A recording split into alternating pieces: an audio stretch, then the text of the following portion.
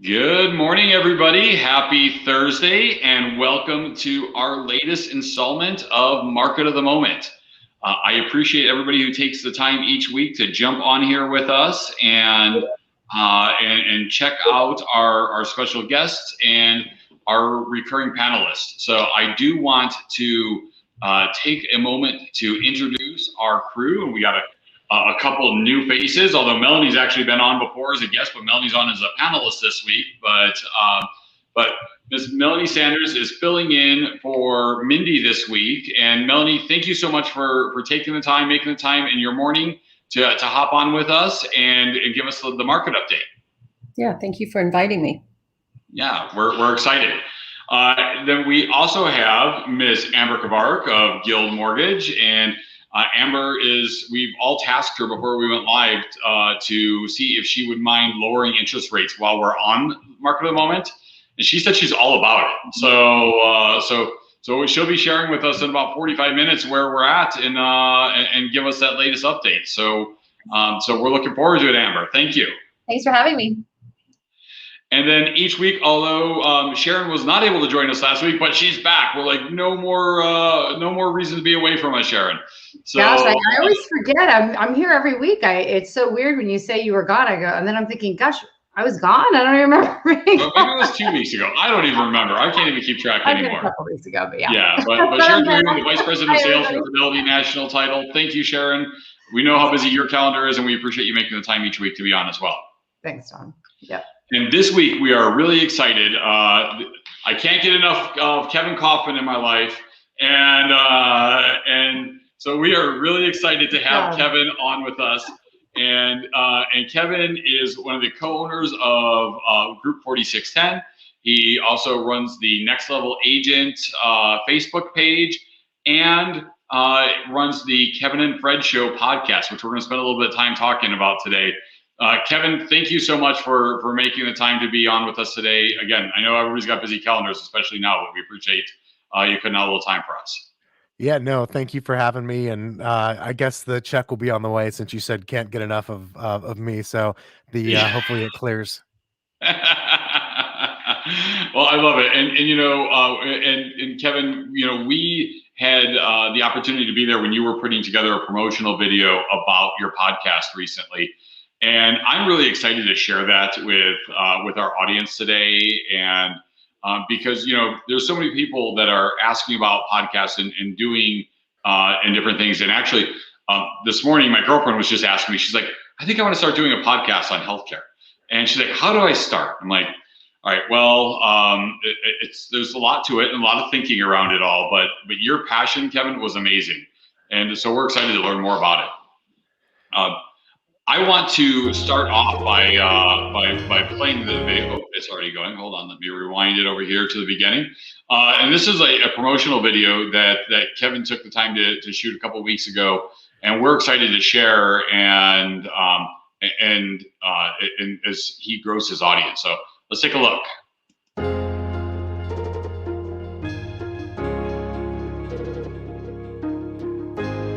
Kevin and Fred Show is a podcast.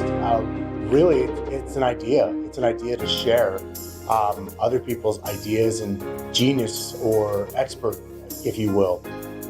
One of the segments we do is a weekly expert interview. So what I like to do is I tend to be really inquisitive and understand that people operate differently, and I can see when they're winning.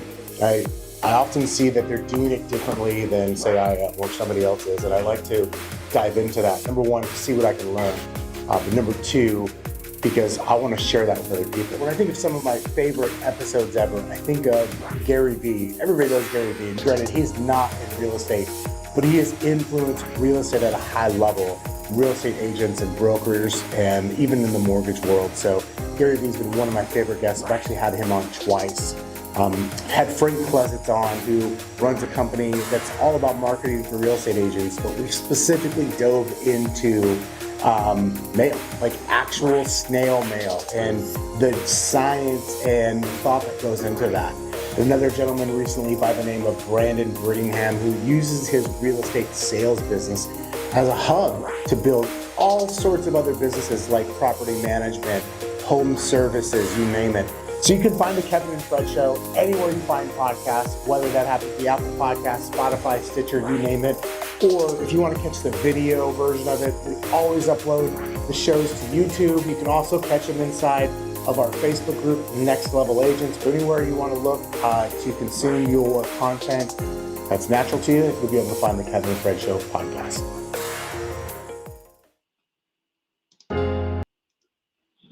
All right, so I love it. I love it. So good. So that was a lot for me to look at. Please, I'm going to just be quiet for the rest of the show now, so that we can have someone else talk. Well, I have to tell you, Kevin. You know, when we were doing that video, we shot it over in the media room for Fidelity, and while we were in there, you know. So Brandon Morgan was our videographer, and Brandon was asking a lot of questions and trying to get this conversation going. And it was just so clear to me as you were describing what you're doing, the passion that you have for learning, and the passion you have for sharing what you have learned with your experience in this business. And so, it's funny because my plan was to lead to a question about what was the incarnationist, what got you started, but I'm guessing it has something to do with that. Yeah, it's funny. I've always wanted to do a podcast, mostly because what I said. Like I tend to kind of quiz people, anyways, on whether I've got a microphone and recorded it or not. I tend to try to figure out what makes them tick and what makes them successful and how are they winning, especially if they're doing it differently than the way most other people are. And so I'd always wanted to do that, and quite frankly, I just didn't know how. I mean, I literally did not know how. For me, it had to be, in my mind, I'd built it up as this thing that was super hard to do, and that was way beyond my technical ability. And then one day, someone in my office just said, "Hey, the video that you guys just made, I could rip the audio off and put it on a podcast if you wanted." And I was like, "What?"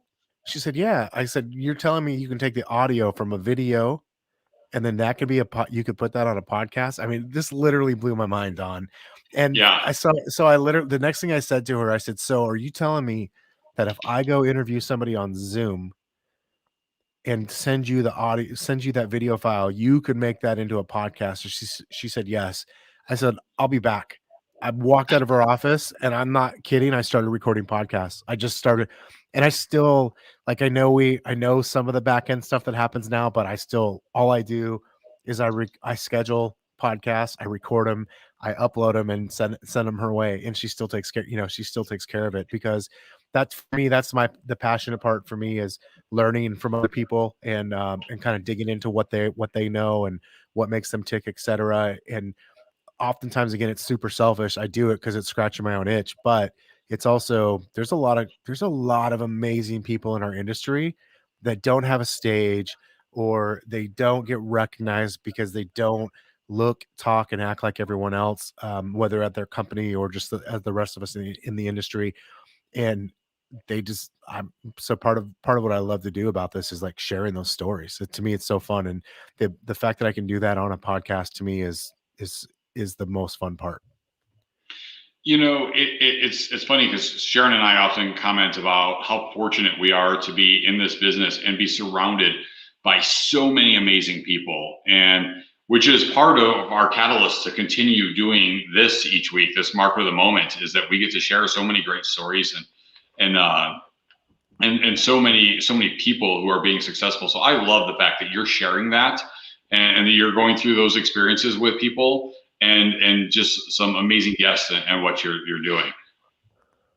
Hey, Kevin, question for you. Are there one or two things that you can think of on a recent podcast that you did that you took and you implemented into your business, and that's helped made you money or got you listings or something? Is there anything that, I know there's probably a ton of things you've heard over time, but just curious, because that's what I know the viewers want to hear. They want to know, gosh, what am I going to get out of this? Because there's so much great content. I know that. Yeah. You know, it's so funny. I think of like some of this week's guest was somebody named Stephanie Greenfield, who's got like a planner that I just started checking out, which I think is really cool. But when you talk specifically about that question, I think about Matt Wagner, who I had on recently. So if for those of you who don't know Matt runs RATE, which stands for Radio and Television Experts. So he works with some of the top agents across the entire country.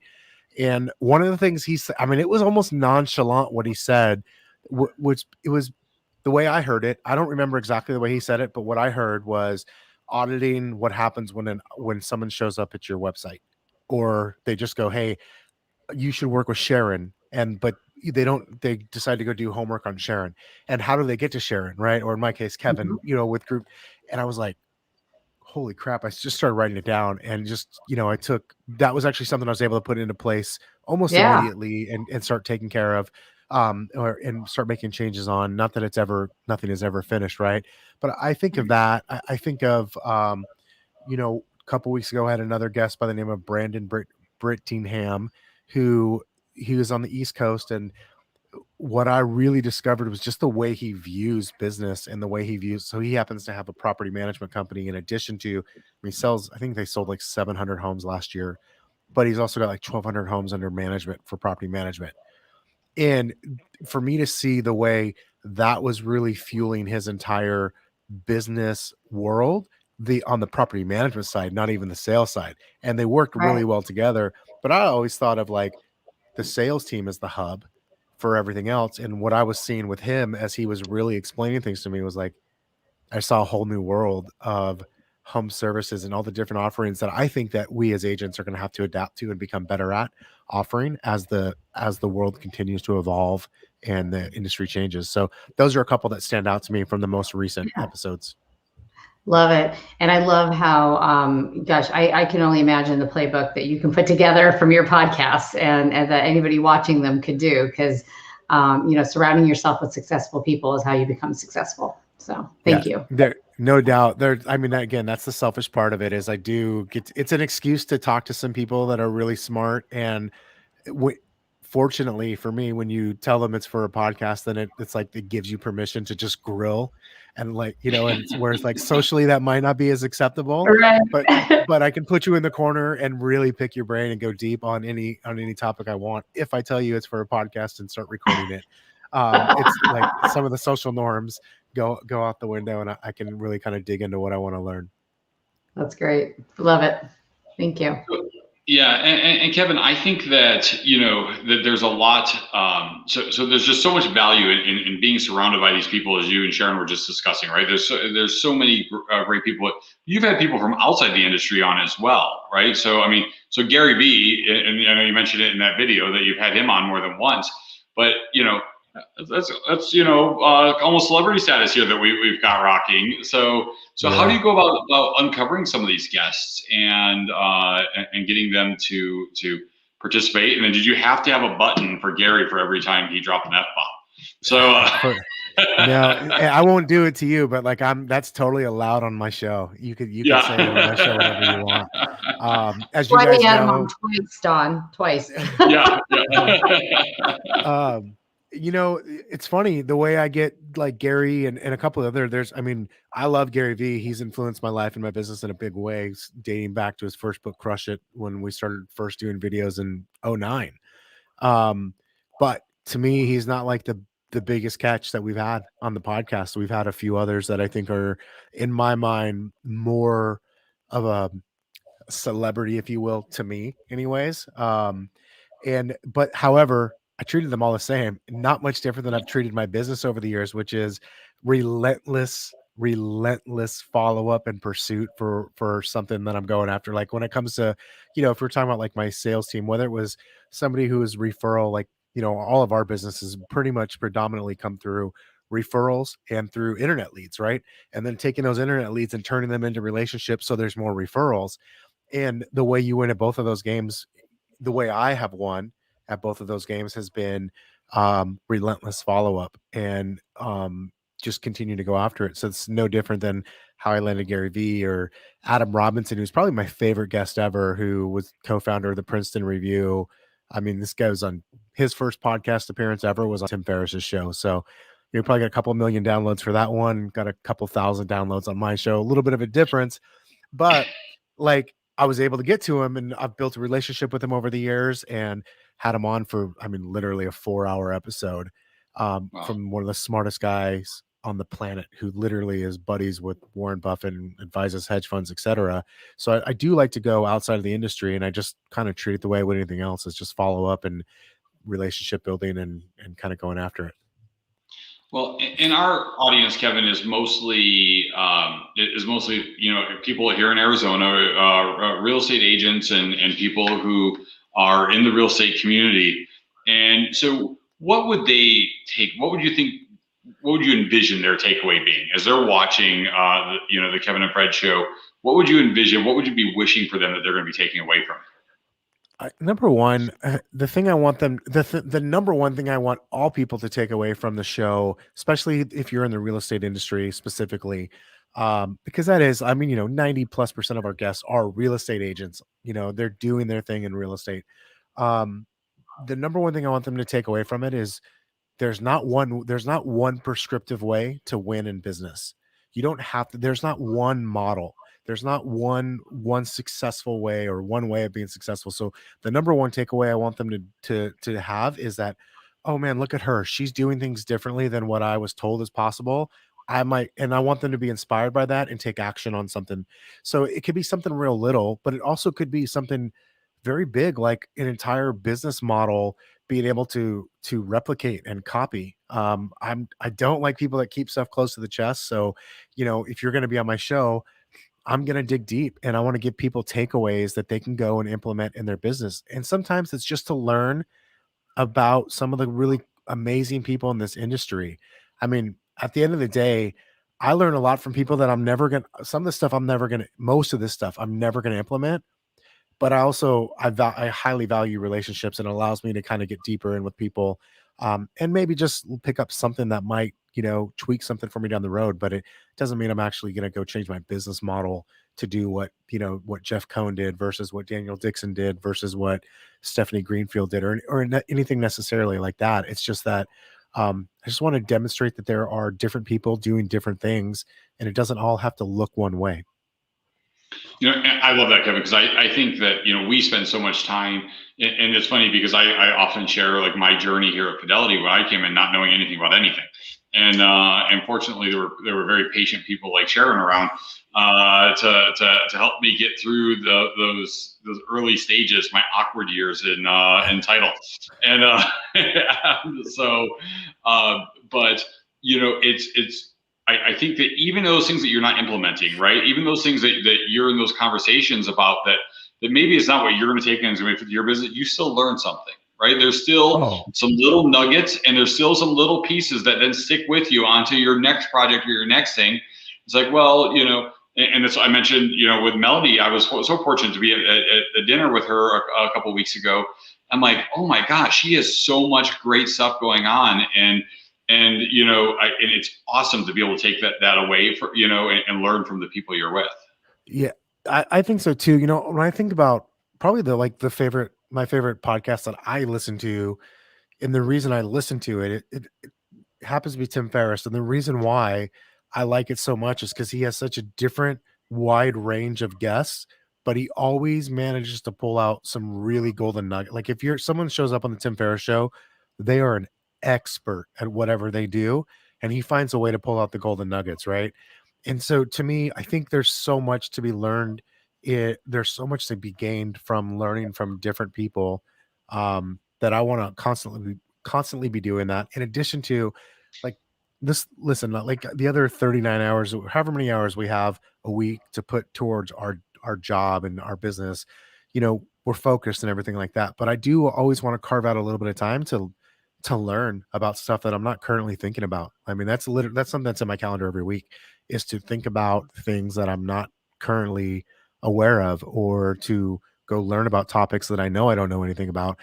Again, not that I'm going to go change anything with it necessarily, but I do want to become aware of it and just make sure. What I don't want to do is I don't want to look up in 10 years and go, well, that's the way I've been doing it for the last 20 years. You know what I mean? Like, right. I just don't want that. Yeah. Well, and I think that when folks are watching podcasts, the most important thing is it's not to take what somebody's saying and duplicate it identically, because everybody's different and everybody's going to have a different twist on everything, which is what makes us all unique and why there's a million different ways to do the same exact thing and be successful. Okay. Yeah. And in my opinion, everything that I when I'm watching or I listen to you or one of your shows, I'm listening to go, okay, if I hear something I like, I'm going to take it and figure out how to make it my own, or make it, an idea that we can implement. I'm not looking to sit here and go, okay, what's the game plan? How exactly did you do it? I'm not looking for that. The idea I got in my head now I'm going to figure out how do I take it and make it my own and implement it into my business. Yeah, totally. I think that's a great point. And I think that's the way we should all be probably listening into conversations or even when we're sitting through a class. Well, Kevin, it also helps us, I think, to have insight into other people's, obviously you've been in real estate for a while now. You've done a few transactions, and you've built a pretty decent business, right? So all this has gone well, but part of that is being adaptable to the people around you. And when you can understand how and where they're coming from, then that becomes easier. And when you open yourself up to learning from other people, so and Sharon's heard this story before, but when I worked for a major cellular telephone company that starts with A, I was in a leadership training there, and the trainer actually had at the end of the training, she's like, Don, not everybody's going to be like you. Not everybody's going to be and do things just the way you are. And at the end of the training, she made everybody a mask of my face to wear as I was doing my final presentation, and it was my little lesson that not everybody's going to be Don. And but that really helped me to think about the fact, so when you have a Tim Ferriss on or whoever it is, it's a local agent, that you get to see into how they're making up their mind, right? How they're deciding the things in their life.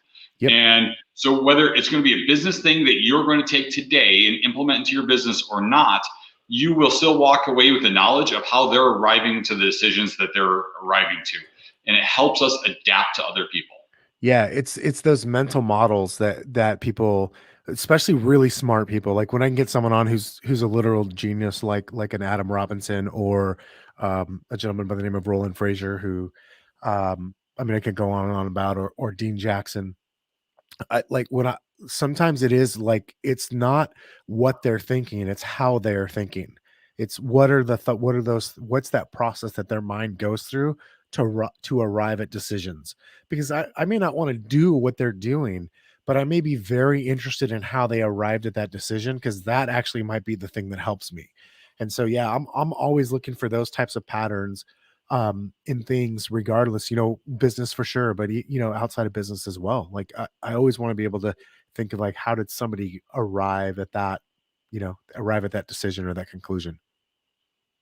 So is the podcast required listening for your team members? No, what's funny?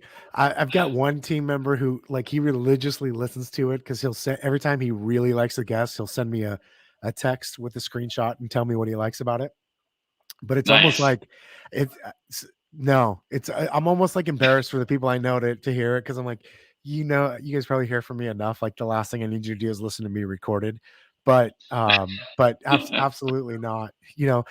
At the end of the day, I want people to want to listen to it, and if they do and they see value in it, cool. Because if I tell them to, they probably won't. Yeah.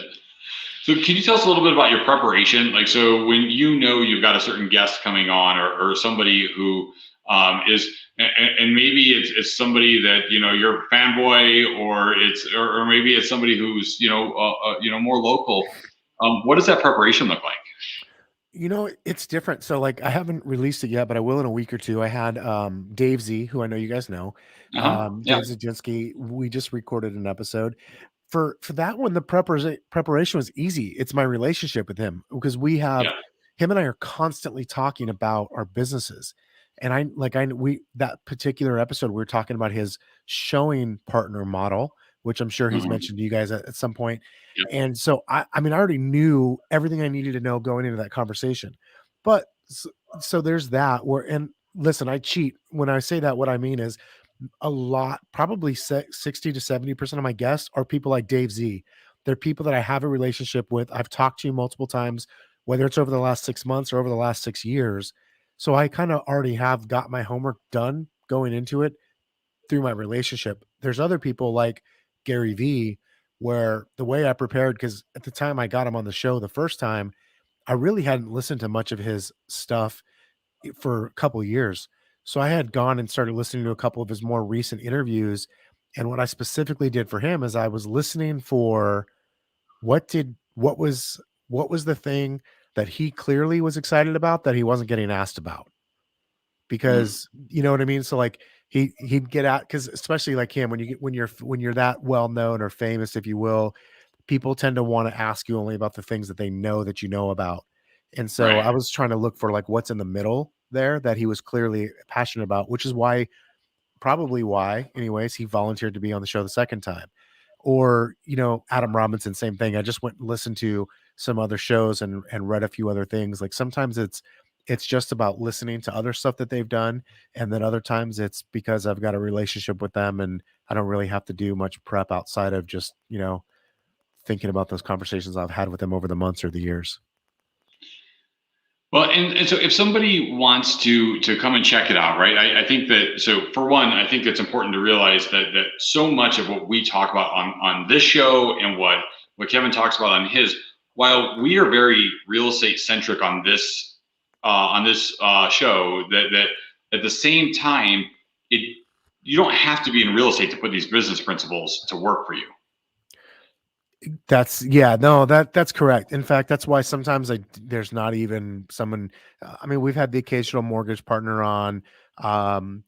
Steve was on recently. So there's the people that are like in the industry, but maybe not actually selling real estate, that we'll have on. And then again, we'll have the people that aren't even in real estate, because I think there's so much that we can learn from people, regardless of their industry, especially when someone's excellent at what they do.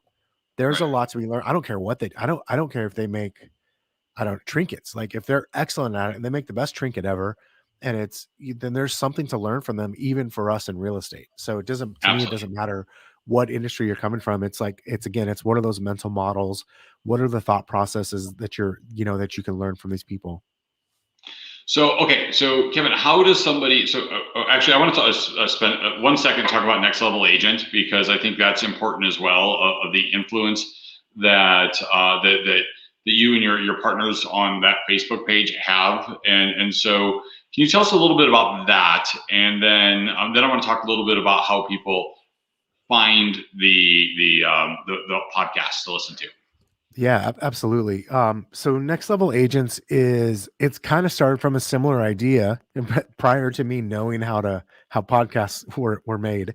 But it literally just started out as a place for us as agents and people in the industry to have a online mastermind that was free of brokerage stickers, free of coaching company stickers, that it just didn't matter where you came from or who you were or what you did, but it was all about us as agents and brokers and professionals in the industry helping each other get better. And so we started a group called Next Level Agents.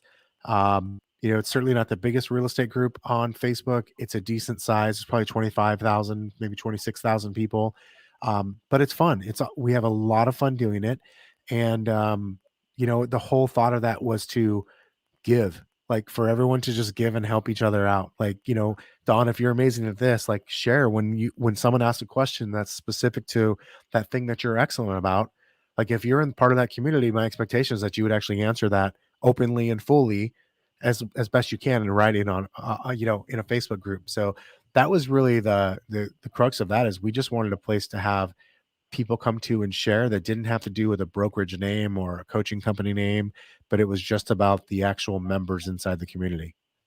Well, and I think that's one of my favorite things about it. And I learn from that every day. Every day I see something on there, and whether it's a situation that they're dealing with in another state, or whether it is a new strategy somebody's using to be successful in their business. So every time I'm on there, and it's amazing the amount of interaction you see in there. You see, posts with hundreds of replies, and And I love that it's agnostic, right? It is not, there's, no, it's got to be this brokerage or that brokerage. It is that everybody's in there. And for the most part, I'm sure you guys have to do some police work in there too, but it's usually, something from a place of sharing and people just really being genuine.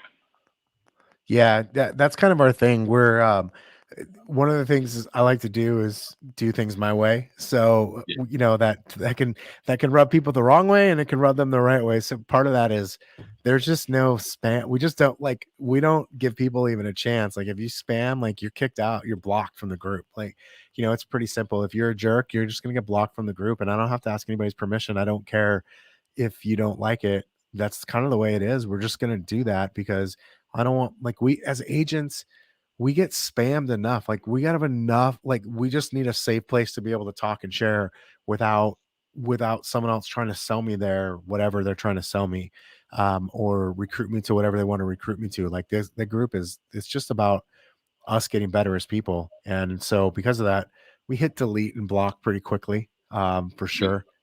Yeah. And then we kind of have made that like a fun thing about it too. We've kind of made it fun.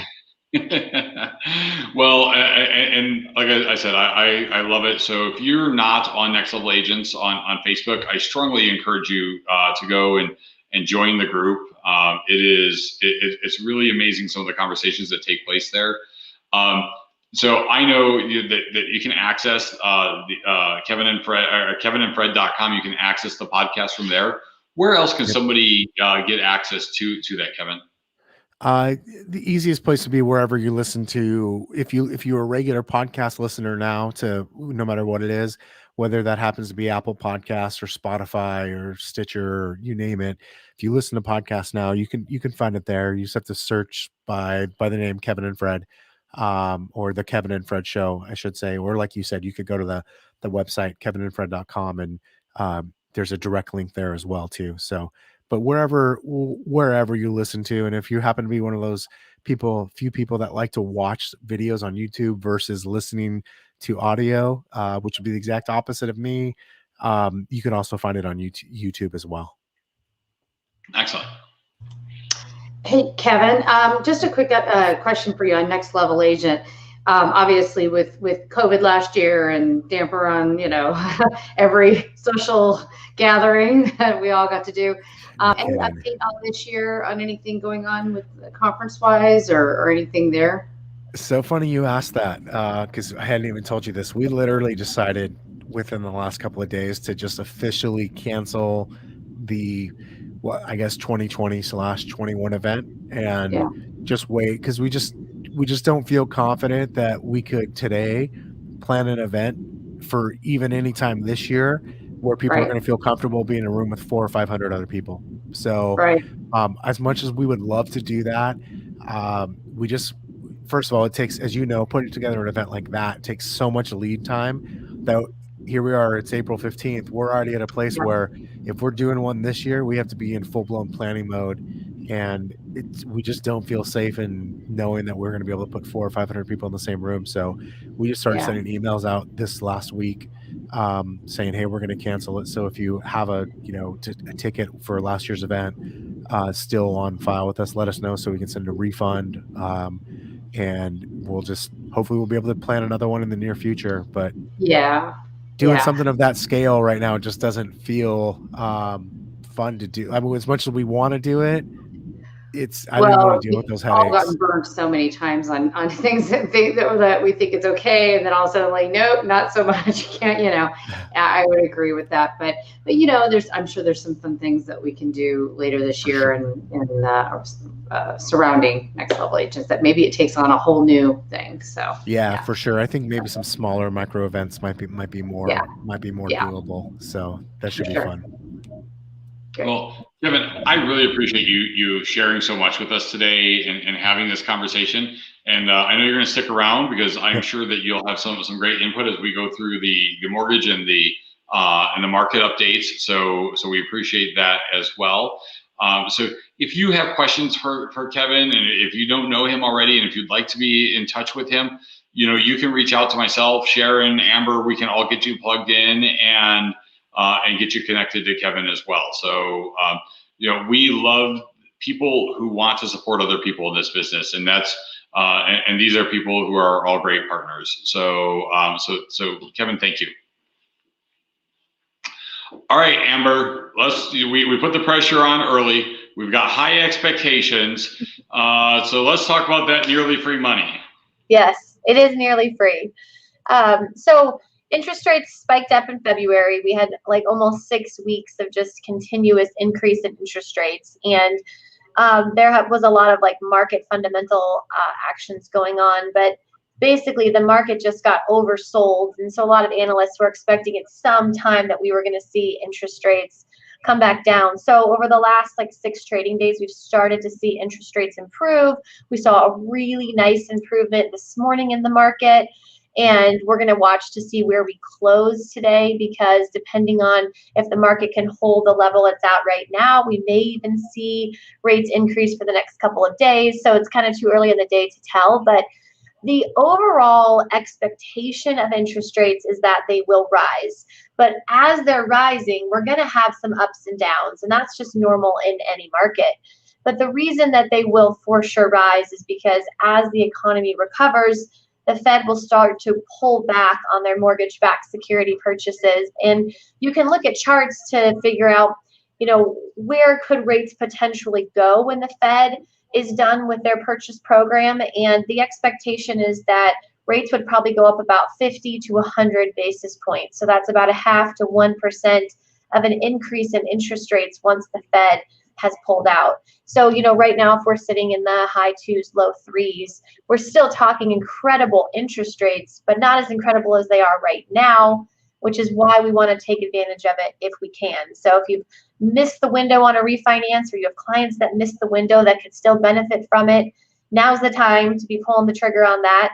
And then, of course, it's the time to be making really super aggressive offers so that you can lock into that interest rate now and already be in your home as we watch them go up. So I feel like kind of right now we have that like crystal ball vision of the rates will go up. We don't know exactly when, and it won't be in a straight line, but eventually they will. And we'll see here if we get some improvement over the next couple of days. So when was the best time to buy? 20 years ago. When's the second best time to buy? Now. Right now. Yeah. No, that's it's crazy out there. And I was sharing some stories with you yesterday, Amber. We were working on some projects and with some folks yesterday, and we had some conversations about some of the battle wounds people are suffering out there that are buyers. And I think that it's always important to keep those things in mind. But I know you guys as an organization look to problem solve through that as much as possible. And I think that I hear from so many people about the fear of selling their house because where will they go? And so what kind of solutions do you have around that right now that you're seeing winning for people? So a lot of education. I just think that right now it's taking more conversations. And, we've always been talking to clients, even when they inquire about a refinance of, hey, is the home still working for you? Is there an opportunity to maybe want to sell and cash out this incredible equity that you've built up in your house? Like, what would that do for your life? Do you have debt that you need to pay off?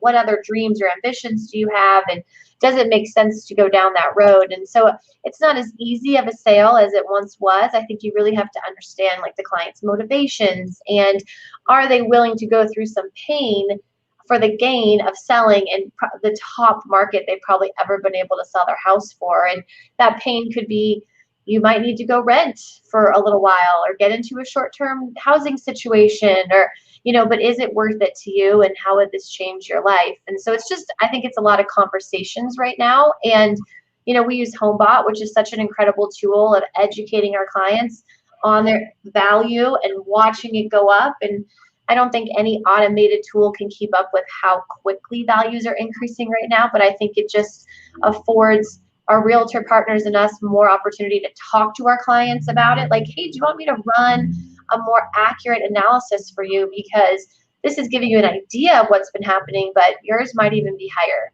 than what's showing, and just creating lots of conversations. Well, and I think that the education part is so important. you know, and we talked about this a little bit yesterday, but we live in this world where, you know, us five on the screen right now, this is what our world is. Our world is in this all the time. But for the consumers, they're not. And, you know, that when they're looking, you know, they don't believe that their house has gone up that much in value in this short of time, right? So so there's that. They you know, there's so much talk about bubble and all this stuff, but when you really look at our situation right now, it's not the result of phantom buyers or you know the drive-through guy at McDonald's owning 8 houses. This is the result of a true shortage of homes, and I know Melanie's going to be talking about that in her update. But it's so important to have that educational conversation with somebody and have the solutions, right? So, you know, are you open to doing this? Are you open to doing that? And, you know, so me personally, you know, we did a short-term rental when we were, you know, we sold one house, short-term rental, until we found the next house. And was it the easiest thing? Would I be excited to do it again? Well, I wouldn't care. Susie probably murdered me, but I remember how much you liked that rental house. Yeah, that rental house was a challenge. Well, it definitely led to more motivation as a buyer. So, but well, you know, Amber, I appreciate you bringing this information to us each week. I know you've got an event coming up as well that you wanted to mention. So can you fill us in on that? Yes. Next Wednesday, the 21st, is the Modern Real Estate Summit, and it's being hosted by the software company that I've been a part of for over a decade and a leader in our marketplace. They're going to have 24 of the top performing realtors from across the country doing TED-style talks on everything from building a brand and getting into the digital space, building a team, competing in this market. These are like killer real estate agents. Brian Sturhant is going to be speaking at it for $1 Million Listing. So I highly, highly recommend attending this event. It's virtual from 8 to 4. And with a ticket purchase, you get access to the content for 30 days. So if you need to sneak out and take care of some business, you can pop back in to listen to any segments that you missed. I believe in this so much. I purchased a packet of tickets that I've been able to give to my realtor partners. And we have some extras. And so if you are interested in attending this event and committed to participating in it and, you know, listening to the content and implementing, you can reach out to me and let me know, and it'll be like first come, first serve. And if you're in the Chandler area, we're doing a watch party at my office with food and people and energy, and we'd love to have you there. Well, and I've had an opportunity to see who is going to be part of this event, and you know, we've talked so much about learning this morning, and this is a great opportunity. So if you're watching this, what day is Thursday? Is that correct? Wednesday. Next Thursday? Wednesday. So next Wednesday. So even on the shortened version of this on the Market of the Moment Express, you'll still have time once that gets posted to reach out to me and Amber if you would like to get connected with Amber. We would love to have that the watch party. I'm going to try to make it over there for a little while to come check things out as well. And Amber, thank you for what you do there, because I think there's just going to be so much opportunity to learn around that event. I'm super excited. I feel like we're just kind of getting crushed in the market a little bit, and any motivation, like just lift up that we can get right now is much needed. So make sure that you attend. You're speaking too, aren't you, Amber? I have 2 little segments in there. So okay. Yeah. Awesome. Excellent. Thank you. All right. Well, thanks for all the updates, Amber. Thank you for the participation and the offer of participation in the Modern Real Estate Summit, and so hopefully we'll have a lot of fun with that. So, okay, Melanie, thank you again for your willingness to step in, and so we put a little pressure on Mindy each week as well. I don't know if you've had an opportunity to see that, but we expect for our market update to increase the inventory as well. So, so if you can help us make that happen, we would be so appreciative. So, what you got? Well, there was 200 new ones that came to the market this morning that I think just came from coming soon, and they just moved it over. So, yeah, we went up a couple of hundred this morning. All right, you're already doing your job, Melanie. We appreciate it. Look at this. Yeah. So, it's still not good. I don't think there's any secret that we're in a housing boom, even though some people don't call it that, because they're concerned what that means, in reference to a bust at some point, which is an entirely different situation today than what we saw in 2005. But there's no secret that there really shouldn't be a secret that we're experiencing what we are today, because we've had 9 straight years of price growth since 2012. But at the same time, it's been underbuilt for over 10 years. When the last, bust happened, all the builders retreated. And, I come from 25 years in the builder world, so I was part of it. Everybody was selling their land, everybody was 5 to 10 year positions. So everybody retreated and they never caught back up. And so with the population that we have today, I think we were 80,000 influx of last year above the year before. We get 200 people moving here every day. So we don't have a demand problem. We have a supply problem. And so, what does that mean for us today? I'm dealing with my agents every day, and I'm dealing with buyers and sellers that are looking at me going, what does this mean to me? Should I buy today? Should I not buy today? If I buy today, am I going to be overpaying? Yeah, for a couple months, you might be overpaying. But, so hovering around, we're the second hottest market in the nation behind Austin, Texas.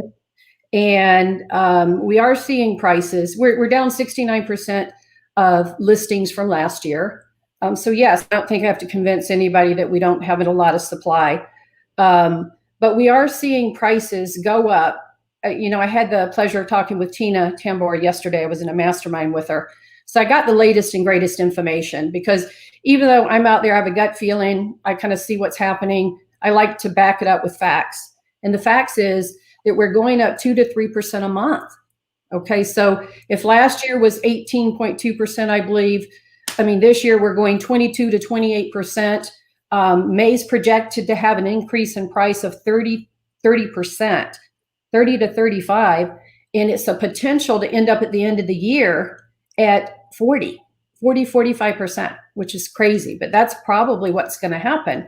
And you see that every day, so when clients ask me, okay, I was showing relocation clients down in Gilbert, beautiful home. It was $599.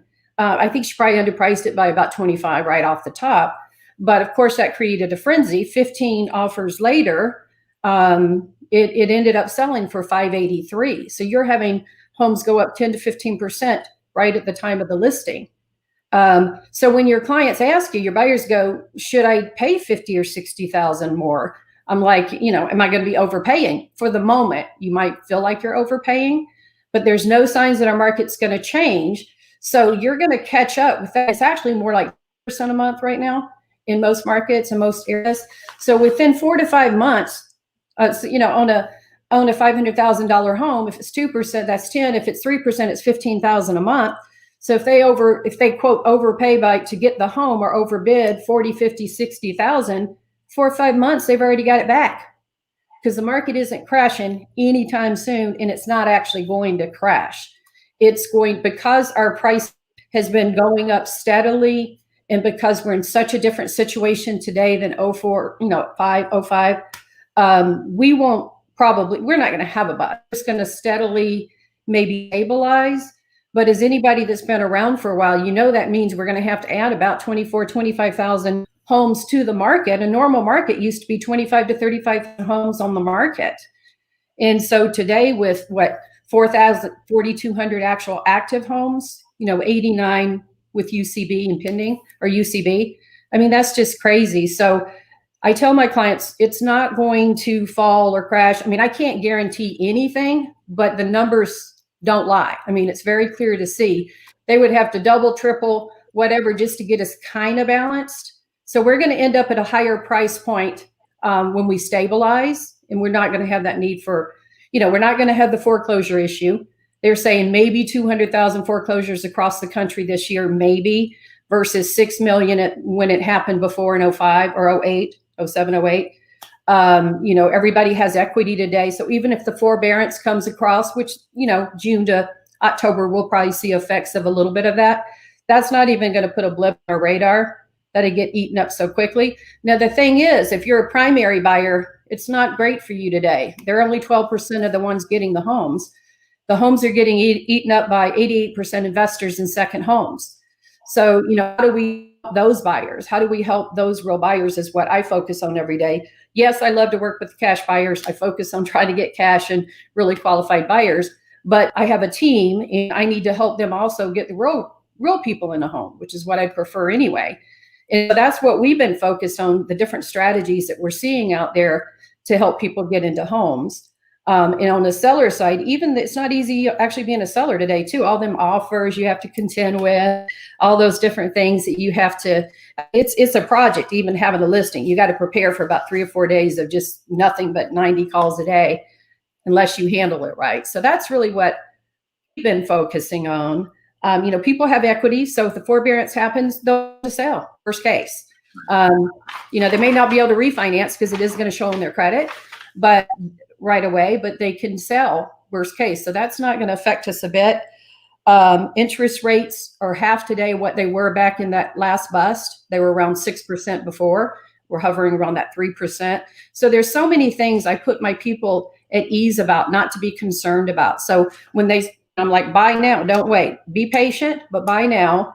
And you're going to probably see it continue like this for the next year or more, is what all the forecasts show.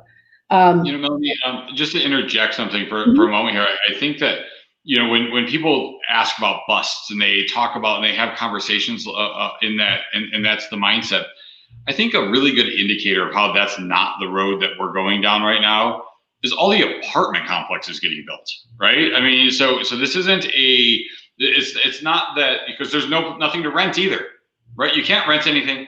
And, you're in competition to rent, you're in competition to buy. So this is a good indicator. It's like, this is putting roofs over their head in so many of these cases.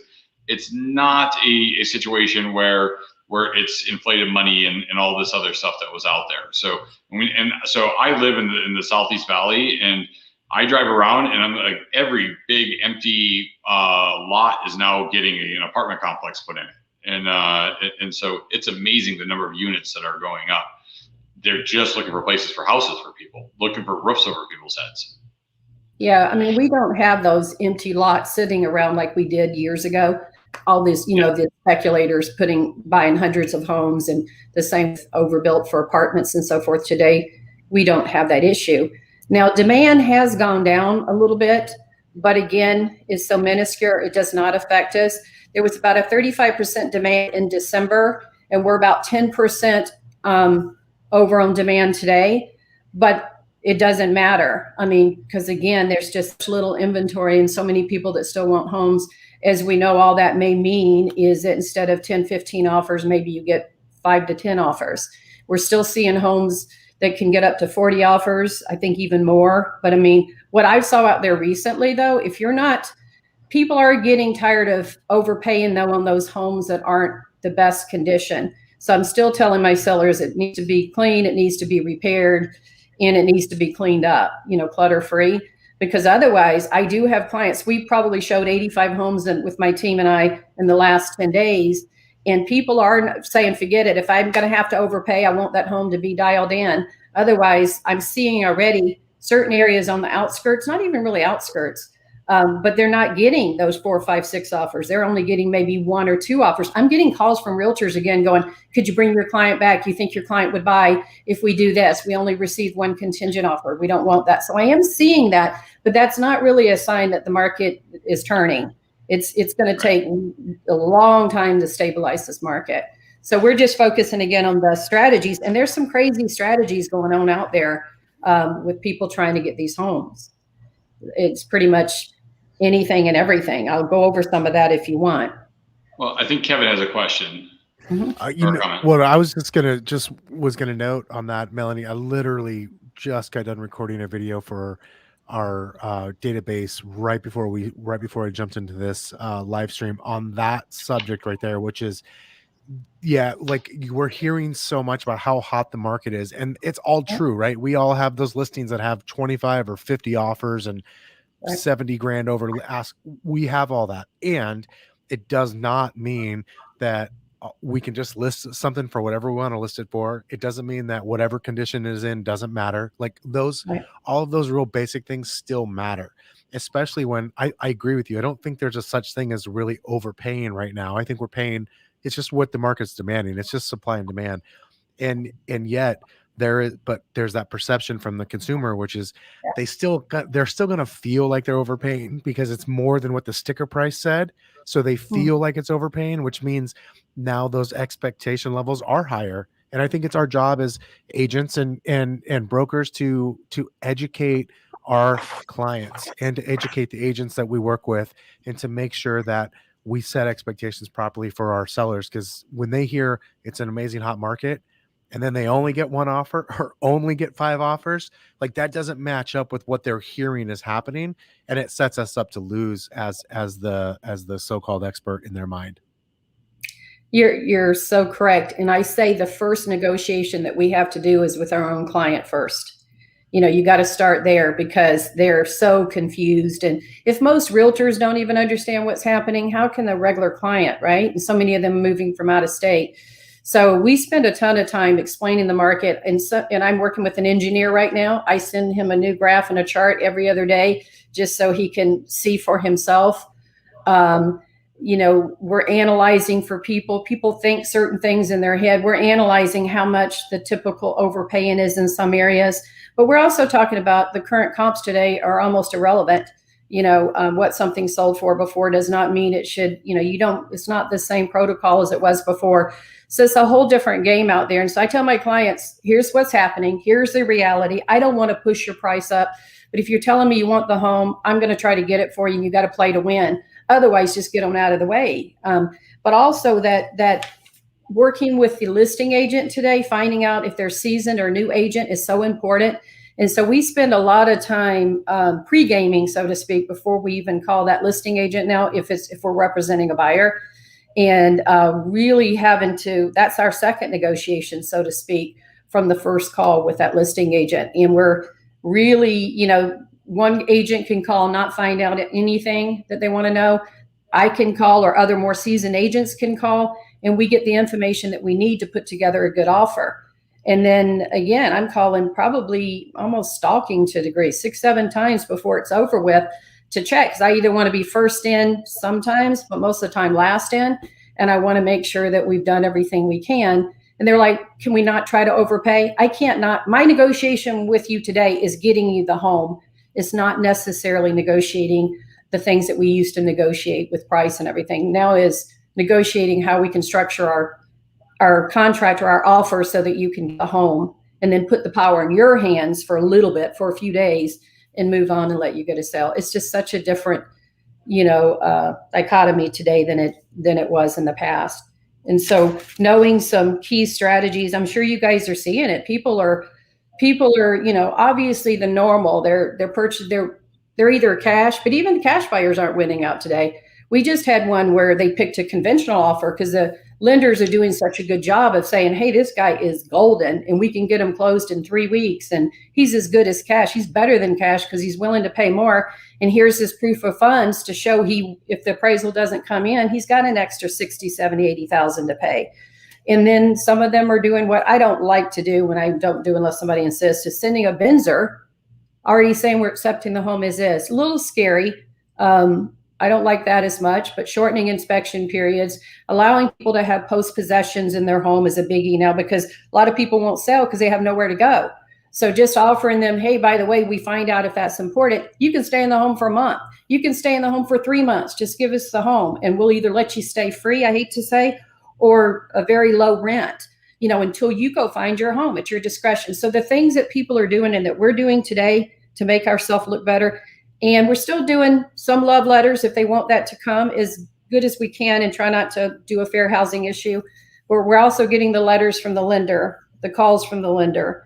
We're bombarding to where we're in front of them. But the biggest thing I will tell you is the relationship with that agent, the listing agent, and having your client, I'm having to tell my clients, all these are open houses, right? So I go down there and I start bonding with the listing agent, or my team's bonding with the listing agent. And then I tell my client, be nice, be happy, don't say anything negative. I have to instruct them because they can ruin the deal just by being, pissed off about the price. So it's a whole different thing that we have to do so much more work to get a deal, even if cash. We just lost out on a cash that we should have had. He insisted on putting a cap. I'm like, don't put a cap, just get the home. It's not going to go like 200 over. And if it does, you can still walk. So anyway, that's a good segue for us too, Dawn, on kind of closure here, because what you just said, Mel, is so important that everyone's working with seasoned agents like yourself and Kevin, and having the right agent today is so important. Having a professional in the business that's going to pick up the phone and communicate. So that's awesome. Dawn, I'll hand it off to you. There you go. Yeah, well, and we consistently hear the stories from the listing agent, like nobody ever called. And it blows my mind that that's possible. As much as we talk about that, I mean, how is the rest of the world not in tune to that? So crazy. Well, you guys, our time has gone quickly, as it always does, and I appreciate every one of you for making the time to be on this morning. So, Kevin, I am looking forward to watching or listening to the podcasts in the future, and I'm excited for your future guests. Melanie, thank you so much for filling in this week. Great information.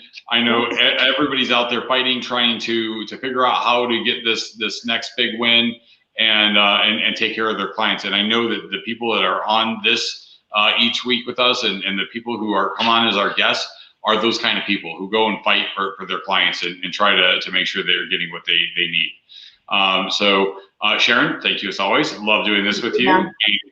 Amber, I am so excited about the Modern Real Estate Summit on Wednesday, and if anybody is interested in getting a ticket, reach out to Amber or myself, and we'll get you plugged in there.